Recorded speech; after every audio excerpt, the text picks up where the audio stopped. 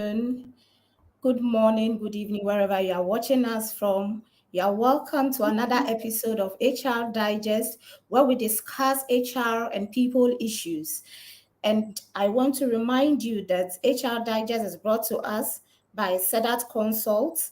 You can contact them for all your HR and people needs, and also FA Impressions for all your printing needs. You can reach FA Impressions on 0243 526781. 0243 526781. Last week, we looked at how to manage a difficult boss.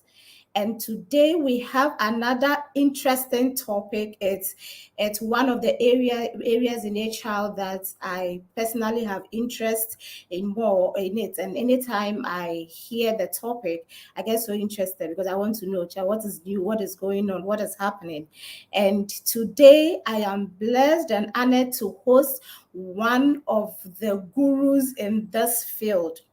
Our guest today is an he is a labor consultant and a mediator or an arbitrator listed with the National Labor Commission.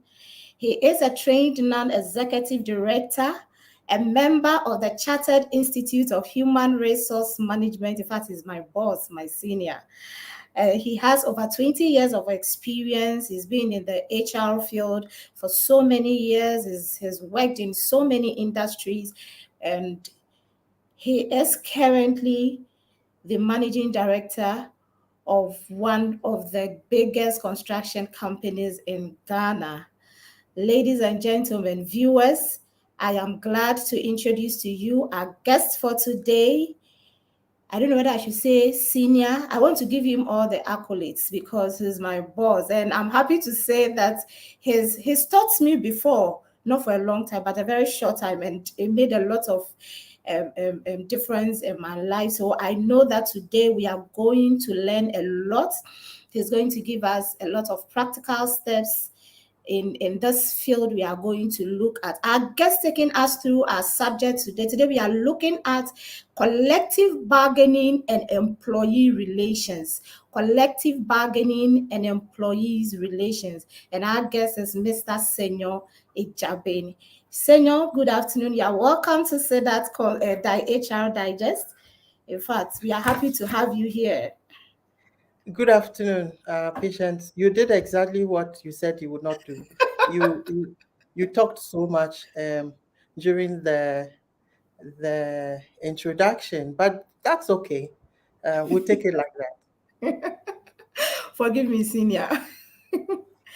All right, so I guess Senor Ejaben, if you have any comment you want to see clarification in the course of the discussion, kindly put your comment or your question or anything you have in the comment section. We will read it out for Senor to answer and also explain to us.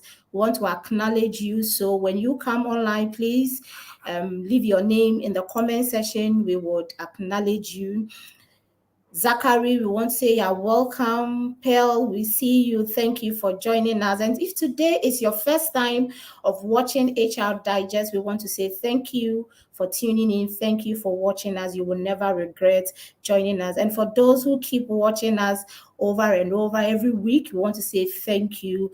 And don't forget to follow us on all our social media platforms. We are on Twitter, we are on Instagram, we are on Facebook, we are on YouTube, we are on LinkedIn. Rosalind, I see you. Thank you so much for coming.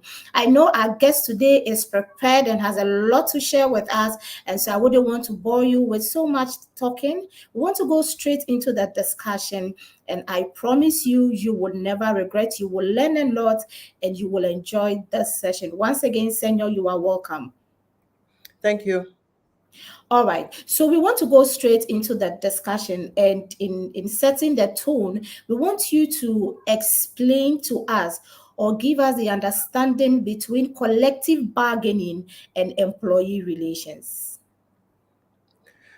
Okay. Thank you, patients, and let me say a good afternoon to all the viewers on Facebook and YouTube. The topic indeed is an interesting one, and it's like you said, patience is one of the areas that I've worked in for a number of years, and it's really dear to my heart because it goes to touch issues of productivity in the workplace. But to answer your question regarding the difference between collective bargaining and employee relations, I was giving labor relations as well. So I guess I will just put the three together. Before I do that, let me just give a bit of a background where the relationship between employers and employees come from, especially between individual employees and then a group of employees, and then onto unionization before they get the opportunity to collectively bargain. That would make the the subject matter in terms of the explanations more clarified. So employees normally would enter an organization in our jurisdiction. They will enter an organization as individuals with a contract. That contract gives them the right to represent themselves or to cede that their interest to a third party. So when employees decide to form a union, they would normally lose what we call their voice. That is their legal authority to directly engage with the employer. So when they join the union, they cede or leave this authority, they give it over, they hand it over to the union, and the union then takes that authority and approaches the employer to engage in all manner of interactions regarding the interest of the workers. So when we say collective bargaining, basically it is a process where a union and an employer engage in negotiations in issues regarding the interest of the worker towards an agreement, which is called a collective agreement. So, the process of engaging in negotiations towards reaching an agreement in the interest of the workers. Now, all that happens in collective bargaining is towards reaching an agreement which should be in the interest of the workers, plus that represent provisions and terms that regulate the relationship between the union and the employer on behalf of the employees. Therefore, the relationship that exists between an employer and a union regarding the employment of the workers, non-employment of the workers, conditions of employment, terms of employment and non-employment, and any other contractual arrangement between the employees and the employer would be regarded as labor relations. So when a union is in the picture talking on behalf of employees with an employer, it is labor relations. When it is in the absence of a union and a group of workers, like an association who are not unionized, or individual employees, let's even take it as individual employees, talking about or interacting with the employer about their contracts of employment or issues that regard their contractual relationship with the employer, then that would be referred to as employee relations. So generally, that is the interrelations between collective bargaining, and then which is a negotiation process, and then labor relations when it has to do with the contractual relationship and interactions between an employer and a union, and then employee relations when it is between an employer and an individual worker or a group of workers who are not unionized. Yeah, patience. Right, right. So, Senor, are there relevant laws and regulations governing collective bargaining? And if they are, we would want to know these laws and how the collective agreement is established. Perfect. So the when we say laws, generally they are a group of legal provisions that regulate a contractual relationship, or that regulates a relationship between parties. It could be multi-party or just a bilateral relationship. However, when we talk about the labor relations and the laws that regulate that, first one would be the collective agreement. When the negotiations are over, it is signed. That's the first one. Okay, so I wouldn't just go straight to say that, well, the laws that regulate collective bargaining or the labor relations is the labor law. But because there are a lot of other provisions that go into legally regulating the relationship. And the first one is the collective agreement, which is negotiated and agreed upon. And then we have, beyond the collective agreement, we have provisions of the labor law. And the provisions of the labor law are more or less the guiding principles around which the other provisions, the collective agreement, are drawn. And when we talk about the labor law, then we have, I would say, provisions between or from section 79 of the law to around section 105 of the law that regulates collective bargaining or interactions between employee unions and the employer. But the one that really bothers on collective bargaining is Section 99 that talks about the collective bargaining certificate. So before a union approaches an organization to represent workers, it has to go with some sort of a legal authority, and that is the collective bargaining certificate. That certificate is issued by the chief labor officer from the labor department. With that collective bargaining certificate, then they have what we call the locus, or the grounds, the legal grounds to be able to sit and represent the workers before the employer. So Section 99 talks about that. The other one is Section 101 and 102. These sections talk about the committee that sits to negotiate. And that committee is established at law under the labor law, sections 101 and 102. That is the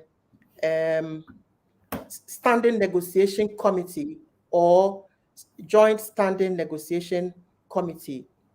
This committee is basically a committee made up of union reps and the employer reps who come together as a committee to not only negotiate but also deal with issues regarding the contractual relationship under the collective agreement. So they negotiate the collective agreement and then engage in consultations and dialogue around issues that emanates from the collective agreement.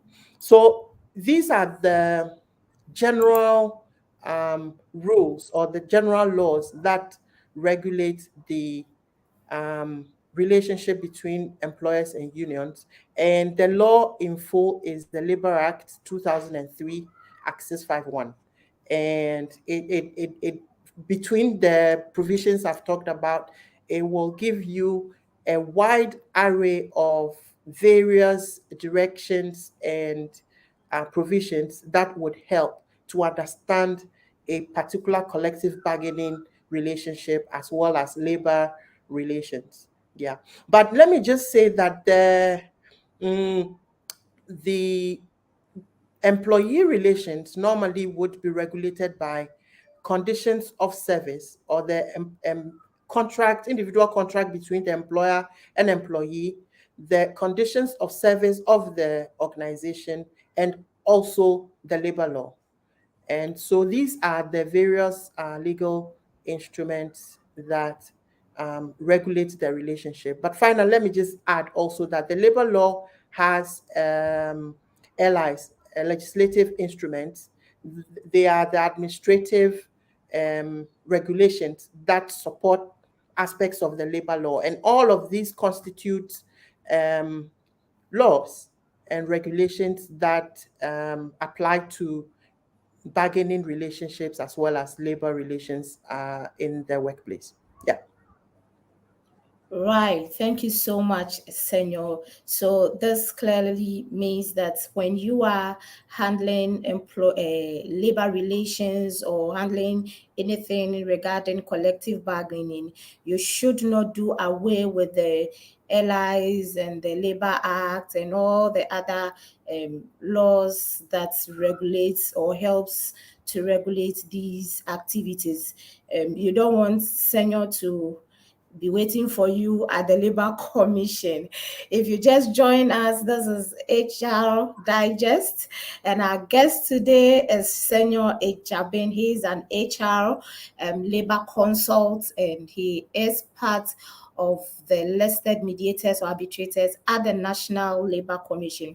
Now, Senor, when you were giving you were explaining the laws and the regulations regarding the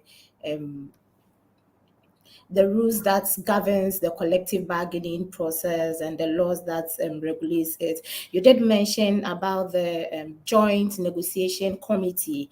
So I want you to help us a little here. At what point does the committee becomes a joint negotiation committee? That's a good question.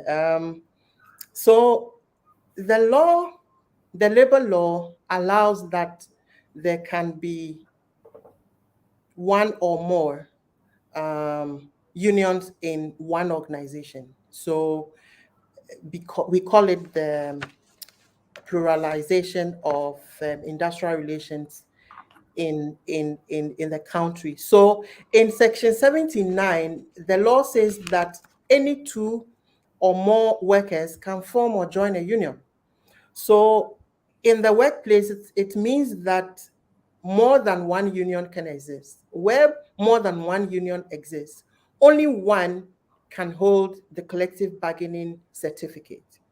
The one with the most number of members, so the largest one, would hold the collective bargaining certificate with the authority to be able to engage the employer or management.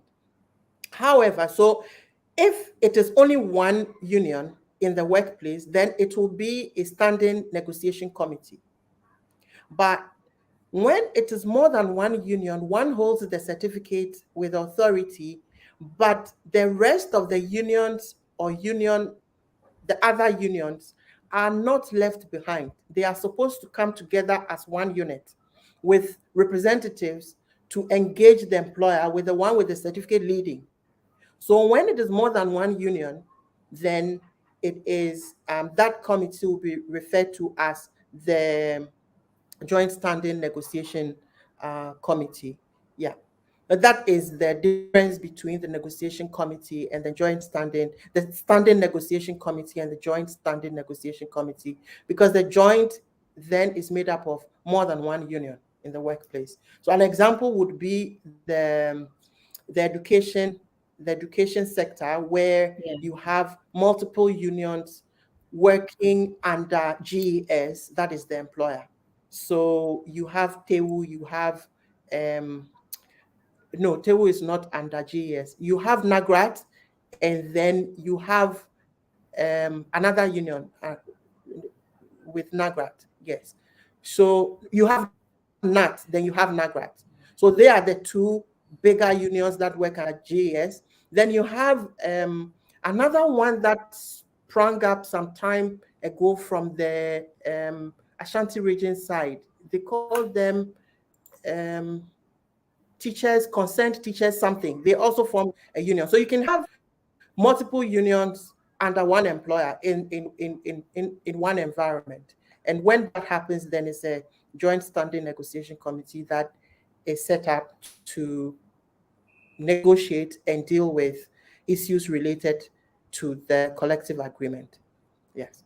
Right. Thank you. Thank you so much. Thank you so much. If you have any question, you want to see clarification on anything that has been said so far, kindly put it in the comment section. We would read it out for Senior to answer you. Michael, you are welcome. Mary, thank you for joining us.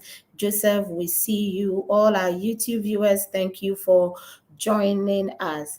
Now we want to take another question. Senior, so in this case, what then becomes the role of the trade unions in the collective bargaining process or in collective bargaining, the role of the trade union?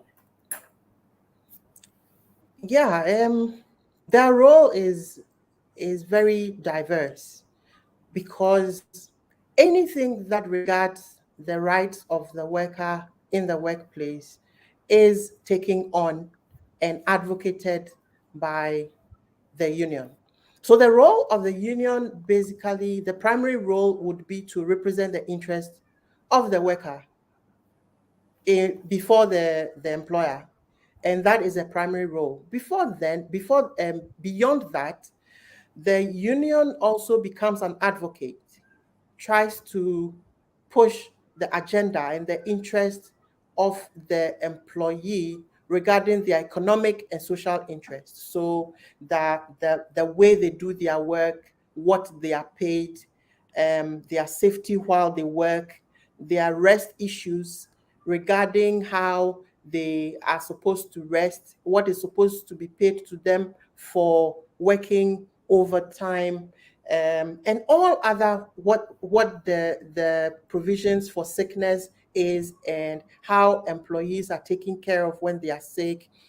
Everything that regards the employee, the union then plays the role in the collective bargaining process to ensure that the employee is also protected. Indeed, why would a group of employees give up their rights, or their voice and hand it over to a third party to advocate for them? They do that because when they band together, they are stronger, and their voice goes further, and their voice is heavy, you know, and more biting, it has more weight. And so they would join a union to do that. So the role of the union would be to take that authority, go before the employer, and then engage the employer in the interest of those workers that constitute their members.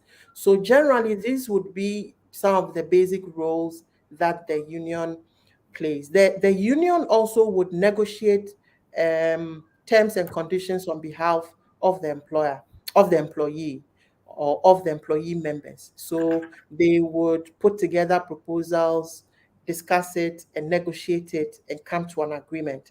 They also, one interesting one that I normally don't see unions doing in our parts is to represent employees like advisors in the disciplinary process. So when an employee union member is appearing before the disciplinary process, the union has a representative. Sometimes they hire um, legal people, or they would have their industrial relations officers accompany this employee before the disciplinary committee and advise them on how to answer the questions that are posed to them and how they defend themselves before and conduct themselves before the disciplinary committee. So all these would constitute the roles that the union plays in the collective bargaining and labor relations process. Yes.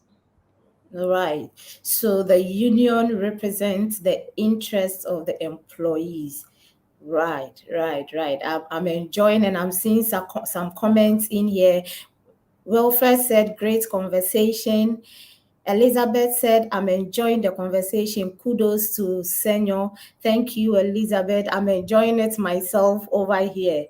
So, Senior, we want to take this question, and then after that, we would take a break. And then when we come back from the break, we would continue our discussion. So, we want to look at what are the features or characteristics of collective bargaining.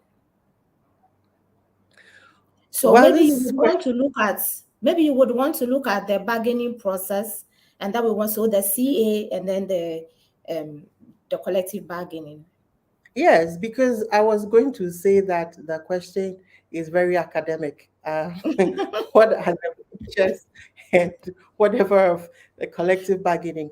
Basically, like I said, it's a negotiation process. So, collective bargaining starts when a party notifies the other that I want to negotiate certain conditions. So, I want to discuss certain conditions, certain provisions in the within the relationship that would guide the relationship.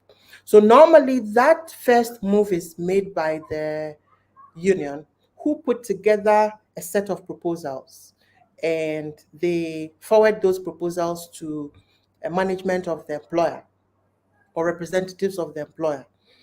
And the employer representatives would look at the document and then would prepare and agree on a date that they meet and seek to agree on all the various proposals that are made.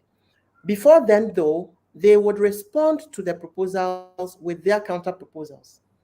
So there are proposals given by the union, and then the employer would provide or would submit a counter proposal to the union's proposals. Once that counter proposal goes, a date is agreed, and they sit around the table and discuss all of these proposals one after the other and seek to reach an agreement.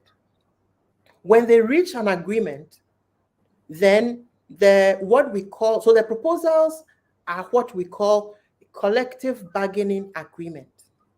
Yeah. Okay, so it's an agreement that is in the bargaining process. So it's collective bargaining agreement. When the agreement is reached after the negotiations and the negotiations are successful and the agreement is signed off by both parties or representatives of both parties, then we call the document a collective agreement. So there's a difference between a collective agreement and a collective bargaining agreement. The collective agreement is the end product, and the collective bargaining agreement is the proposals under discussion or under negotiations. Once the process is done and they have signed off, then there's a last thing to be done, would be to file copies with the chief labor officer at the labor department and then the labor commission, because these are the regulators of that collective agreement. This does two things. One, they the regulators are informed that this agreement has been reached and it exists, and so that when they go before the commission at some point or the labor department at some point to resolve their issues when they have disagreements, they already have those documents available. The second thing that that does is that it ensures that records are kept for the regulators to be aware or to have to save those records for reference and for posterity. So the law requires that these are filed when it's agreed. They are filed with the Labor Commission and the Labor Department with the Chief Labor Officer. So this generally is the process of collective bargaining, right? Now, so what are the elements? What goes into a collective agreement, for example, or what are the features of a collective agreement? If you want a reference, I can give you a reference in section 98 of the labor law, Axis 51, that talks about contents of a collective agreement. So, for example, you have A to H, the class or category of workers to which the collective agreement relates, conditions of work, including hours of work, rest periods, meal breaks, annual leave, occupational health, safety matters, the remuneration and the method of calculating the remuneration of the workers. So how the workers are paid, how much they are paid, and the various modes in which they are paid. the period of probation and conditions of probation, the period of notice of termination of employment, transfer, and discipline, the procedures for the avoidance and settlement of disputes arising out of the interpretation, application, and administration of the agreement, the principles for matching remuneration with productivity, and the last one is the essential services within the establishment, within the organization. So these are the minimum provisions that should go into a collective agreement. And this is what should guide the negotiations. But having said this, this is the guide. The real import or input of the collective agreement normally would deal with the rights and duties of both parties within the context of the labor relationship. So you can look at, for example, referencing sections 8, 9, 10, 11 of the Labor Act, which talks about duties, rights and duties of the employer and also the employee.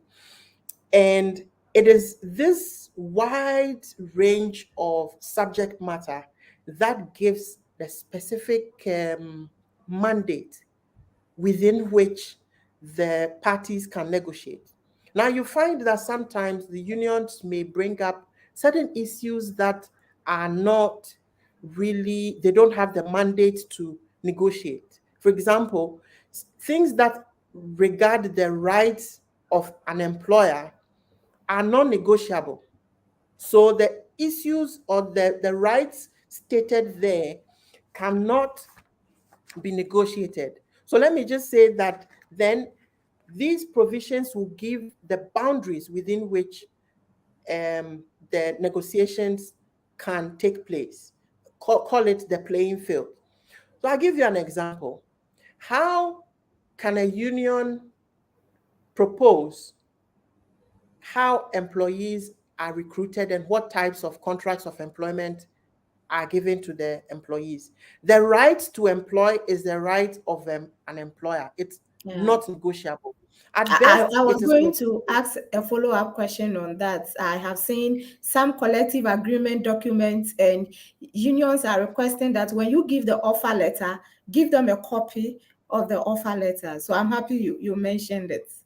So the rights of an employer are not negotiable. So they are outside of a collective agreement. The employer may decide to cede that off to the negotiation process and table those things for negotiations. That is their right so to do. But normally, the specific practice standards would be that rights are not negotiable, but the execution of those rights are consultative. So because it's a relationship, in executing those rights, you consult the other and make sure that they are well informed and they understand what you are doing. So generally, these are the parameters within which negotiation would take place, and those then become what underpins the collective bargaining process in terms of features and characteristics and things like that. So it is not everything that is negotiable under the relationship, but it is only those things that are earmarked as the rights of the employee, for example, would be on the table to be negotiated, as well as what is indicated and provided for in Section 98 of the Labor Act. Yeah. Right. Thank you so much, Senor. Rights are not negotiable. It is the execution that is consultative. We will take a short break, and when we come back, I have a question in the comments or the box for Senor. When we come, I'll read it out. He will answer it, and then we will move to the next question.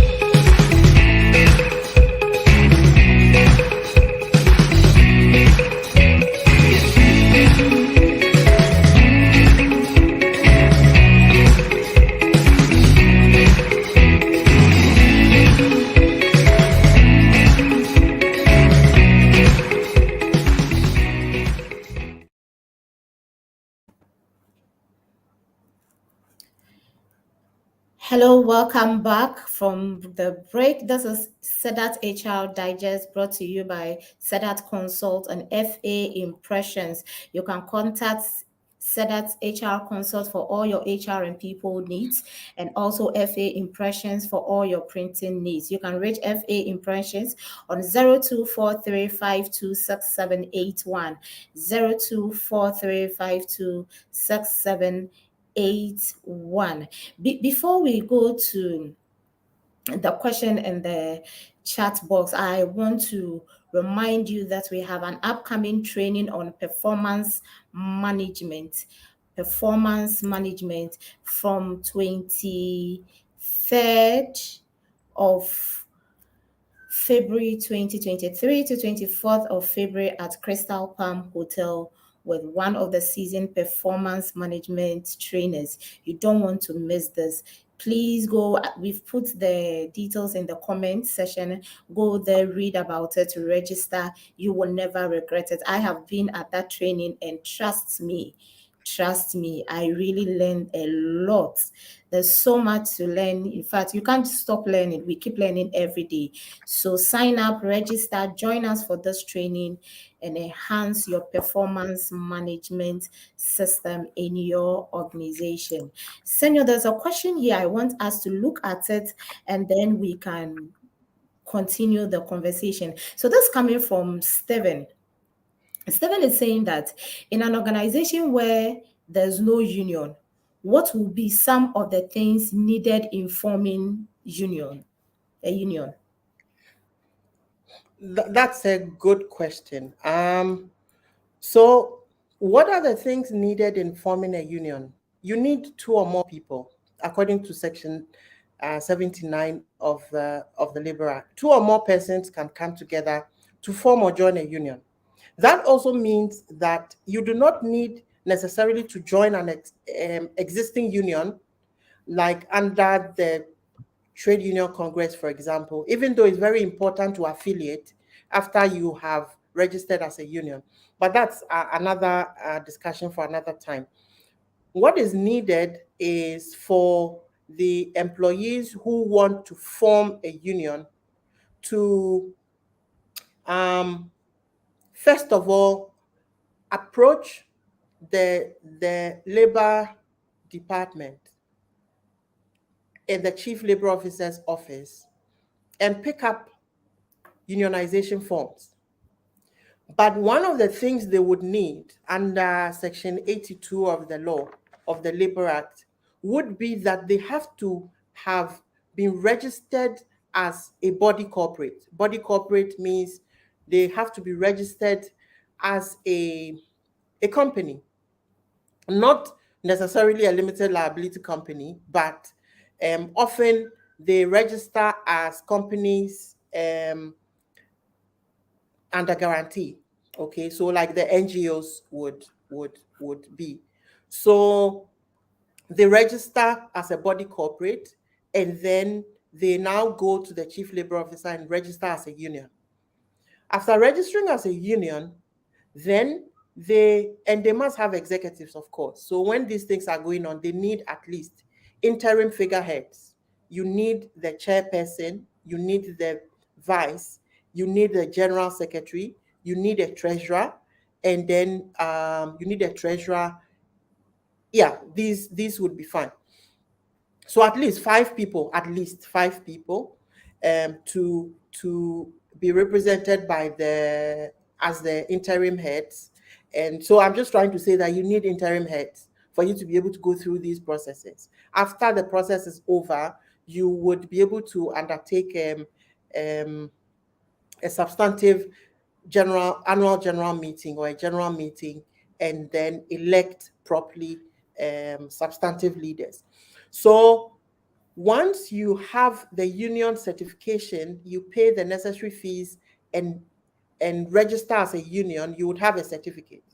That is a certificate to say that you are a union, but you don't have any authority to approach any organization or any employer or your employer, assuming you want to represent yourselves in the workplace with your employer. To do this, you have to go back to the chief labor officer and apply for a collective bargaining certificate. Now, this is the process. Once you have applied for a collective bargaining certificate, the chief labor officer will write to the employer or the organization asking whether this class of workers exist in the organization and whether they are real people or not. So it's a kind of verification that is undertaken to be sure that the application is authentic. The employer would respond and say, yes, these are my employees. And they will be informed that, well, they intend to unionize. A bit of consultation would normally go on between the three. For example, why?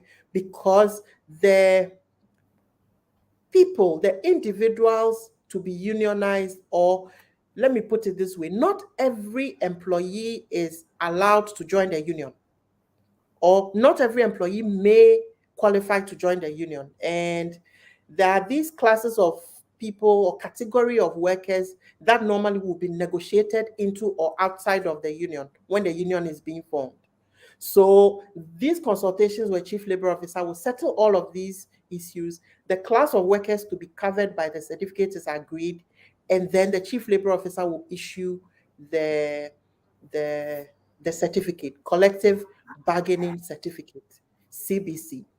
The CBC then would be taken and used to notify the employer that we have duly formed a union and are now ready to engage you in the collective bargaining process so that we can have a collective agreement that will regulate our relationship. So that goes, and then a meeting is set for introductions to be made. The executives of the union are normally introduced, or they introduce themselves to management, and then the structures of the standing negotiation committee is set up in readiness for the receipt of, or the preparation and submission of proposals from the union side. So now we have gotten to where then they send in the proposal, and then the counter proposal comes, and then time is set to sit and negotiate, an agreement is reached. Then we have the collective agreement based on which now the workplace is regulated in what we call the labor relations. Okay, so these are the things that are generally needed. I've taken time to blend the process with what is needed for the process to be successful. And this process it doesn't take long at all. Within 3 months, a CBC can be obtained from the outset of registration to receiving the CBC. Should take, if all things go well and there are no any circumstances that prevent the issuance of the certificate, yes, 3 months should be enough for that to happen. Yeah. So in this case, if the employees want to join the union, they would have to contact the unions and then register their interest in joining them, right? Good. So what I've talked about is forming a union, which is the fundamental. Now, if they want to join a union, they come together, put their signatures together, hand it over to an existing union, who would now have them fill what we call union option forms. The option forms are basically application forms. So they fill the application forms and append their signature to state that they have joined the union and then therefore are subject to the union constitution. Okay. So what I didn't mention is union constitution. You would need a union constitution to be able to register at the chief labor office as a union. Okay.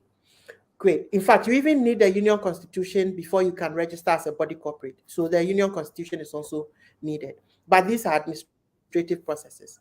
So basically, they would fill the form, sign it, and then the union would now approach the chief labor officer, because the union is an existing union, they have a union certificate already.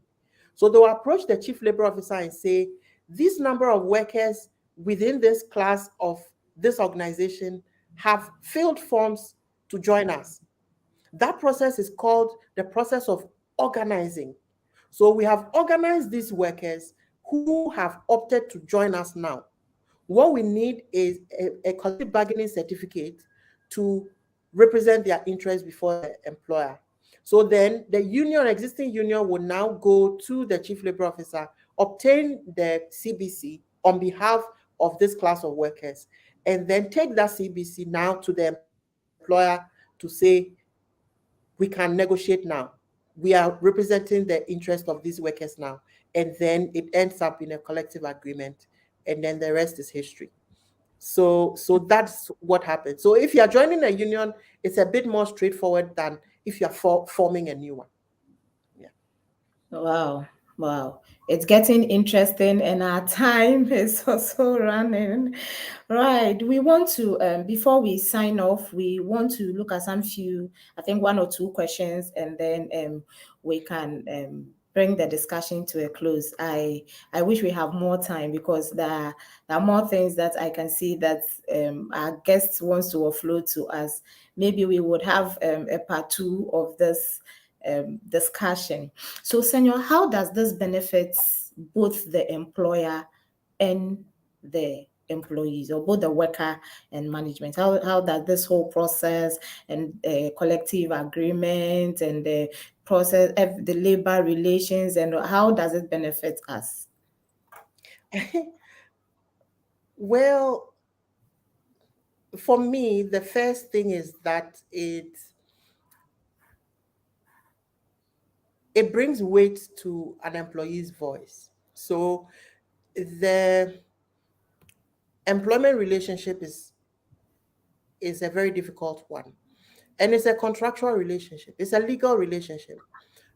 Nobody should take it for granted that when you are an employee, it is a simple matter. It's a legal relationship which has to be tended. It has to be taken care of. It has to be nurtured. Okay. Now, the employee normally doesn't have what it takes to be able to, or the employee is not trained to understand these things properly to be able to represent themselves. So, one of the main advantages for the employee is that they hand over this to a more experienced body that is strong enough to be able to more effectively advocate their interest. I mean, when you are dealing with the employer, you are alone. But when you are dealing with the employer as a union, you are many. And so certain things that the employer would easily shrug off when you approach them as an individual, they cannot easily put it away as a union. So that's the first one. You get your interest represented. Again, when you get into trouble, the union can come to your aid. I mean, things happen in the workplace. You have an issue, and then there's a disciplinary problem. Then you have a strong force behind you that would advocate on your behalf. So it's on record, okay? Research has shown that organizations that have unions have better conditions than organizations that don't have unions. So it means that the negotiation process is more effective if it is done by a union than an individual worker. Okay, so these would be some of the basic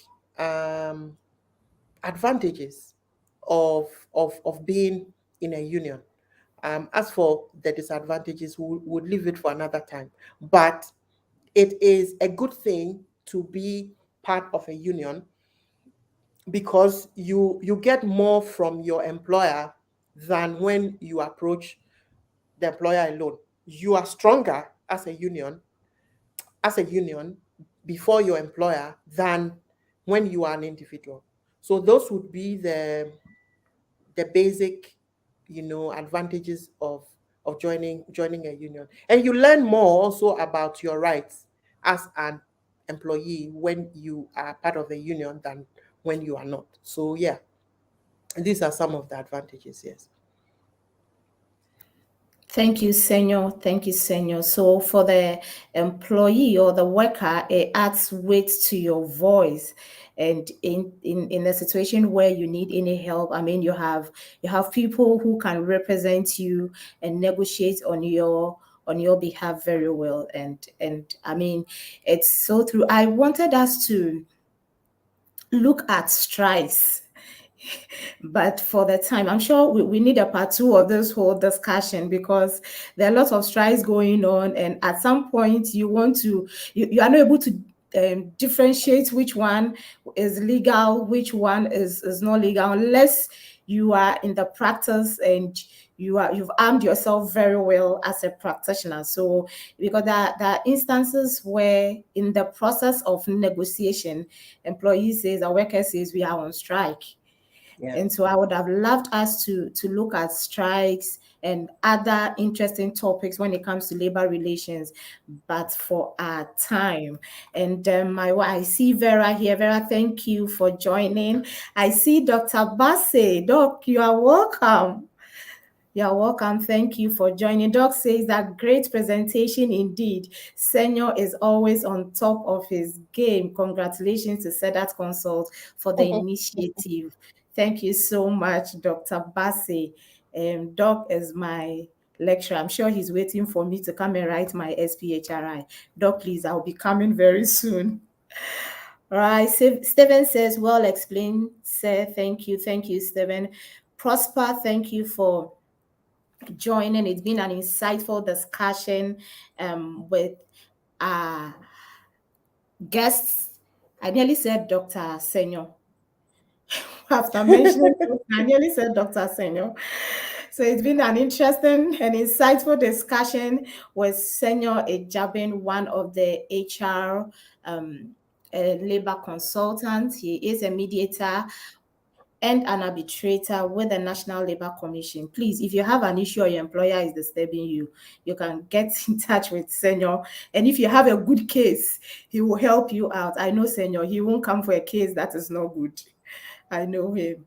Right, Senor, thank you so much for enlightening us and educating us. Before we sign off, what are your final words? Well, before my final words, just shortly, I think I saw a question that said, is a teacher supposed to sign a form before they join the union? Yes, according to Section 14 of the Labor Act, a teacher and any other worker is supposed to opt to join a union, and that is a right of the worker so to do. So a teacher has to fill a form and sign off and opt to join a union. Anything short of that is coercing the person to join the union. And there's normally the process where when you join an organization, they start deducting your dues as if you are part of the union. You can easily write to them and say, no, I don't opt to join you, so please give my money back and stop deducting my money as dues. So yes, that is just that. But to end, let me just say that there's a lot that the employment relationship entails. And once a person decides to work, we need to learn about these things. We need to make sure that we understand our contracts of employment. And where there's a union, we need to understand two things. We need to understand the collective agreement, and then we need to understand the constitution of the union. When we join unions, a lot of employees don't read the union constitution, because there's so much that binds you within the union constitution that you need to know about to be able to protect yourself, even when you are part of the union. Because sometimes the unions can also create problems for some employees. Sometimes, some unions. It is not all unions. So I'll just say that make sure that you, even in a union, you still take control of your employment and your employment issues. Get the right advice and make sure that you are well informed when anything is happening regarding your rights as an employee. And those who are unions who are watching us, I mean, unions need to do a lot more to represent fully the interest of their members, because the industrial relations terrain has changed and is more contemporary. And so we all need to keep up and make sure that we are able to satisfy our needs and our goals as individual employees, and also if it's a union, individual unions. Let me take this opportunity to thank Sedat and yourself, Patience, for inviting me to this program.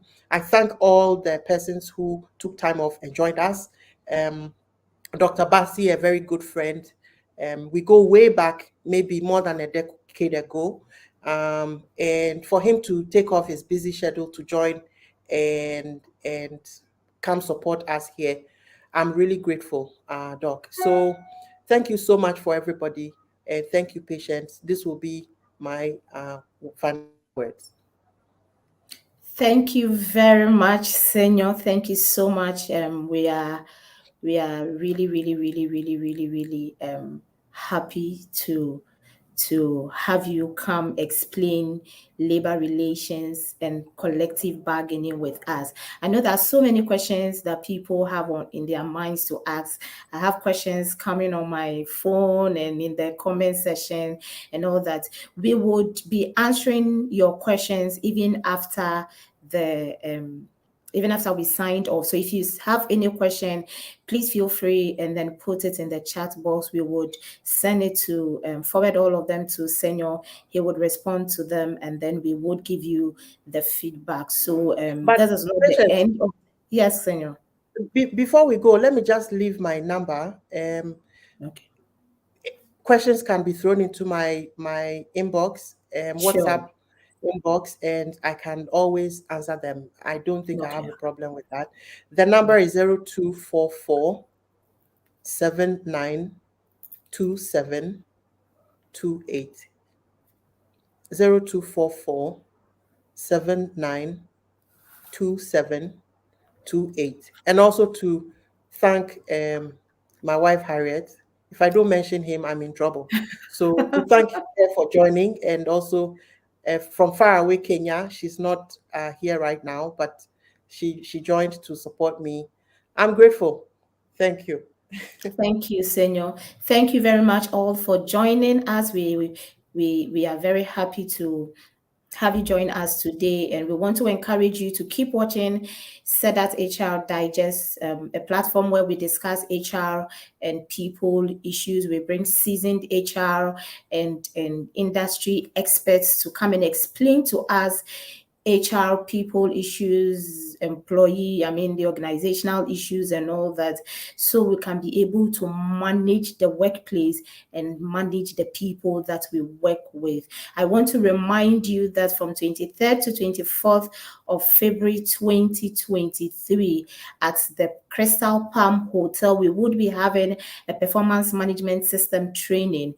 Are you seeking to have more knowledge in implementing and designing a performance management system? This is a platform for you, very practical, no too much theories.